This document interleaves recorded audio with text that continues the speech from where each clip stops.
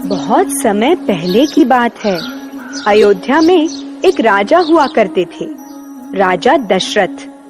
उनकी 3 रानियां थीं, कौशल्या, सुमित्रा और कैकेयी।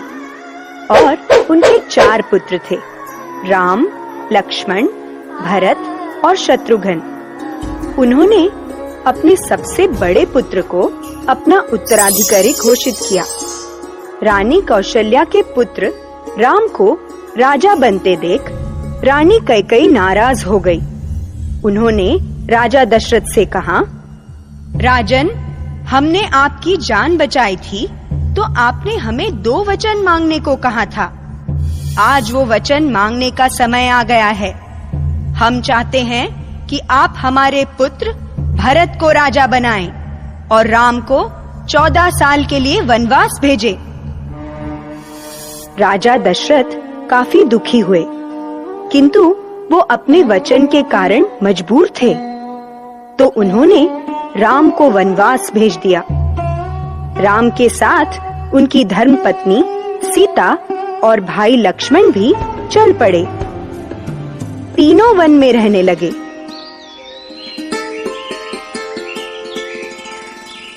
एक दिन शूर्पणखा नाम की एक राक्षसी एक सुंदर नारी का रूप धारण कर वहां आई।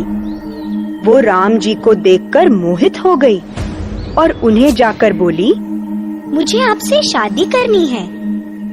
राम जी ने मुस्कुराकर कहा, देवी, मैं तो पहले से ही शादीशुदा हूँ।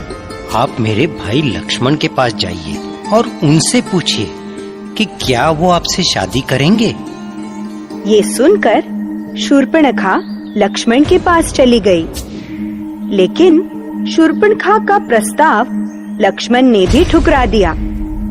ये देखकर शूर्पणखा बहुत गुस्सा हुई और अपने असली रूप में आ गई। उसने सीता जी को मारना चाहा, किंतु लक्ष्मण ने शूर्पणखा की नाक और कान काट दिए। शूर्पणखा रोते रोते अपने भाई रावण के पास गई। रावण लंका में रहता था और वो सारे राक्षसों का राजा था। उसने अपनी बहन के अपमान का बदला लेने की ठानी। उसने एक राक्षस को स्वर्ण मृग बनाकर जंगल भेजा। उस स्वर्ण मृग को देखकर राम, लक्ष्मण और सीता जी मोहित हो गए। राम और लक्ष्मण उस मृग के पीछे पीछे भागे ताकि वो उसे पकड़कर सीता जी को दे सके।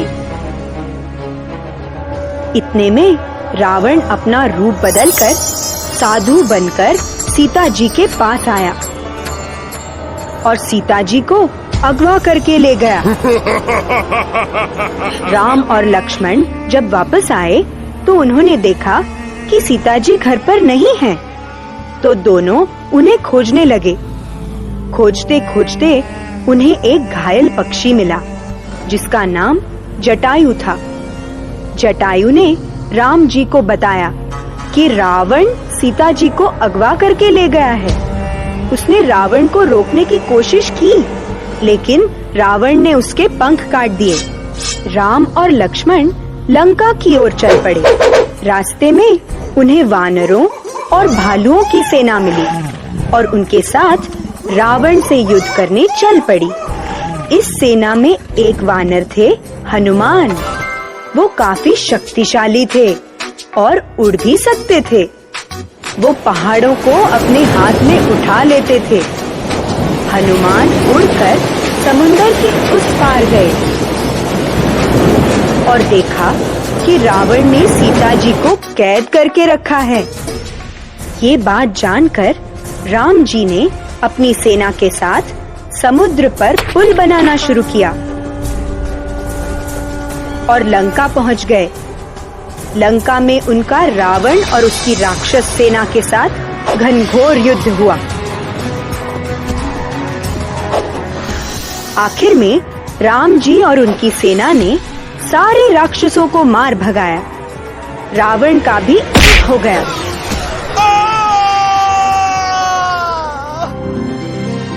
और राम जी युद्ध जीत गए।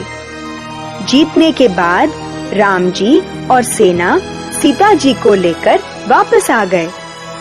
14 साल का वनवास पूरा कर जब राम, सीता और लक्ष्मण वापस अयोध्या आए तो पूरे अयोध्या में खुशियां छा गई।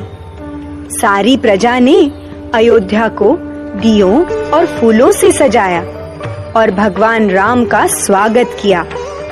रावण पे राम की जीत का भी उत्सव मनाया गया। तब से हम हर साल कार्तिक अमावस्या के दिन भलाई की बुराई पर जीत का त्योहार दिवाली मनाते हैं। हैप्पी दिवाली। हेलो दोस्तों, हमारे इस चैनल को सब्सक्राइब